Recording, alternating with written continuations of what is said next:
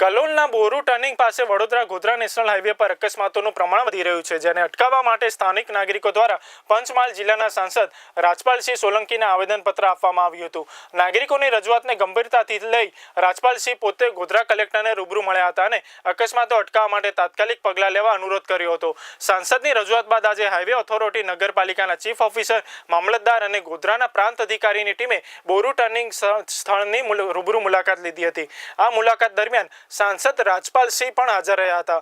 તેમણે અધિકારીઓ સાથે અકસ્માતો નિવારવા માટે જરૂરી ચર્ચા વિચારણા કરી હતી। આ અંગે લાગતા વળગતા વિભાગોને જરૂરી સૂચના આપી દેવામાં આવી છે। સાંસદે આશા વ્યક્ત કરી હતી કે 15 દિવસની અંદર આ સમસ્યાનું નિરાકરણ આવશે અને ટ્રાફિકની સમસ્યા હલ થશે।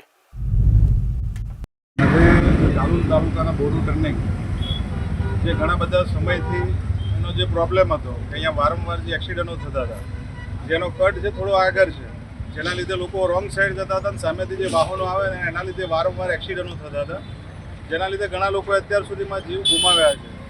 આજે બધાની લોકોની દરેકની જે માગણી હતી તેના સાથે અમારા પ્રાંતશ્રી આજે સાથે જે સ્થળ નિરીક્ષણ કરી એની તાત્કાલિક ધોરણે એ કટ બંધ કરી આગળ કટ આપવાનો છે અને જેનું સુખદ નિરાકરણ આજે બધા સાથે મળીને અહીંયા લાવવામાં આવ્યું છે કે જેનાથી એક્સિડન્ટ ઓછા થઈ જાય, એક્સિડન્ટ થાય જ નહીં એ રીતની આજે એક સારી વ્યવસ્થા સાથે તમામ ઓથોરિટી જવાબદાર તમામ અધિકારીગણ સાથે આજે એનો સુચારુ નિવેડો લાવ્યા છે।